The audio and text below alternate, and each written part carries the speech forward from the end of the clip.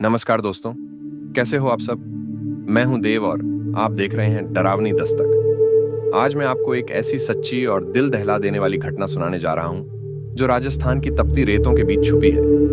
ये कहानी है एक परिवार की जिसे जायदाद के लालच ने बर्बाद कर दिया। एक भाई ने अपने ही खून का गला घोंट दिया और उसके बाद जो हुआ वो किसी भयानक श्राप से कम नहीं था। एक ऐसी घटना जिसने पूरे गांव को दहला दिया और जिसके पीछे छुपी थी अंधविश्वास, श्राप और रहस्यमयी ताकतों की कहानी। तो बने रहिए मेरे साथ इस खौफनाक और रहस्यमयी सफर में, जहां हम जानेंगे कैसे लालच इंसान को अंधेरे में धकेल सकता है और कैसे एक चमत्कार ने इस भयावह घटना का अंत किया।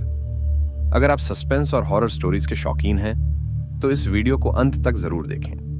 राजस्थान के वीरान रेगिस्तान में बसा एक छोटा गांव धर्मपुर। यहाँ की हवाओं में हमेशा से एक अनकहा सन्नाटा पसरा रहता था और रात होते ही यह गांव जैसे किसी अंधेरी दुनिया में बदल जाता था। यहाँ के लोगों के बीच एक खौफनाक घटना की चर्चा होती रहती थी, एक ऐसी वारदात जिसे लोग आज तक भुला नहीं पाए हैं। यह कहानी उस भाई की है जिसने अपने ही भाई के परिवार को जयाजाद के लालच में मौत के घाट उतार दिया।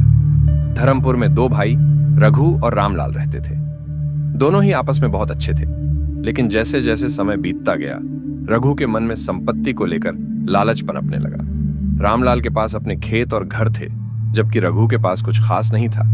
दोनों भाइयों के बीच माँ बाप की संपत्ति का बंटवारा होने वाला था और यहीं से रघु के मन में एक खौफनाक योजना जन्म लेने लगी। रघु को लगता था कि अगर वह रामलाल और उसके पूरे परिवार को खत्म कर दे तो सारी संपत्ति उसकी हो जाएगी। उसकी आंखों में एक शैतानी चमक थी और दिल में नफरत का जहर फैल चुका था।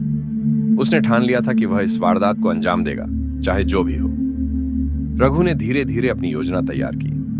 उसने रामलाल और उसके परिवार के साथ रहने का नाटक किया, उनके करीब आने की कोशिश की।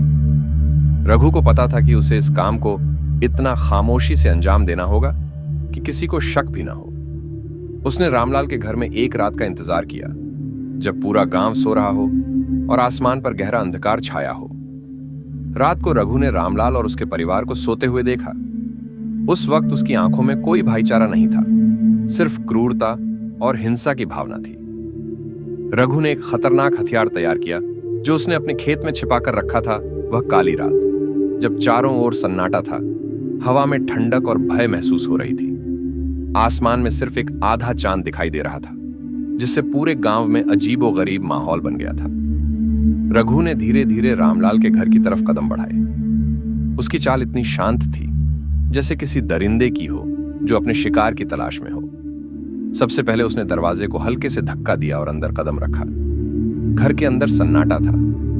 रामलाल और उसकी पत्नी गहरी नींद में थे और उनके 3 छोटे बच्चे भी अलग अलग कमरों में सो रहे थे। रघु ने एक एक करके सबको निशाना बनाना शुरू किया। सबसे पहले उसने रामलाल के ऊपर हमला किया। रामलाल जागा, लेकिन रघु का हमला इतना अचानक और तीव्र था कि वह चीख भी नहीं सका। उसके खून से बिस्तर लाल हो गया। फिर उसने रामलाल की पत्नी का गला दबाकर उसे भी मार डाला। उसकी आंखों में दर्द और खौफ था, लेकिन रघु के दिल में कोई दया नहीं बची थी। सबसे भयावह हिस्सा तब आया जब उसने बच्चों को निशाना बनाया। 3 मासूम जिनका कोई कसूर नहीं था, उन पर भी रघु ने बिना कोई दया दिखाए वार किया। उनकी चीखें हवाओं में घुल गईं, लेकिन उन्हें सुनने वाला वहां कोई नहीं था। पूरा घर खून से लथपथ हो गया और रघु ने खुद को एक शैतान में बदल लिया था। रघु ने यह सोचकर राहत की सांस ली कि अब सब खत्म हो चुका है। वह अपने चेहरे पर खून की बूंदों को पोंछता हुआ बाहर निकला। उसे लगा कि अब वह सारी संपत्ति का मालिक बन जाएगा, लेकिन कहानी यहीं खत्म नहीं हुई। रामलाल और उसके परिवार की आत्माएं इस हत्या के बाद चैन से नहीं बैठी। गांव के लोग कहते हैं कि उस रात के बाद से रघु के घर से अजीब अजीब आवाजें आने लगीं। कभी बच्चों की रोने की आवाजें, तो कभी रामलाल की चीखें। रघु का मानसिक संतुलन बिगड़ने लगा। वह रात को सो नहीं पाता था। उसे हर वक्त ऐसा महसूस होता कि कोई उसके पीछे है, कोई उसे देख रहा है। रघु ने बहुत बार उन आवाजों को नजरअंदाज करने की कोशिश की, लेकिन धीरे धीरे उन आत्माओं का प्रकोप बढ़ता गया। एक दिन गांव वालों ने रघु को गांव के एक वीरान कुएं के पास देखा। उसकी आंखों में डर और पागलपन था। उसने गांव वालों को बताया कि उसे रामलाल और उसके परिवार की आत्माएं दिख रही हैं और वे उसे सजा देना चाहती हैं। उस रात रघु ने गांव वालों के सामने आत्मसमर्पण कर दिया। वह कह रहा था कि वह और अधिक नहीं सह सकता। उसकी मानसिक हालत ऐसी हो गई थी कि वह दिन रात उन आत्माओं के खौफ में जी रहा था। गांव वालों ने उसे समझाने की कोशिश की, लेकिन उसने किसी की नहीं सुनी। अगले ही दिन गांव वालों को रघु का शव उसी कुएं में मिला। वह कुआं, जहां से गांव के लोग पानी निकालते थे, अब एक श्रापित स्थान बन चुका था। लोग कहते हैं कि रघु की आत्मा अब भी वहां भटक रही है और रामलाल और उसके परिवार की आत्माएं उसे कभी माफ नहीं करेंगी। आज भी धर्मपुर गांव में उस कुएं के पास कोई नहीं जाता। वहां से गुजरने वाले लोग कहते हैं कि उन्हें रात में बच्चों के रोने की आवाजें सुनाई देती हैं।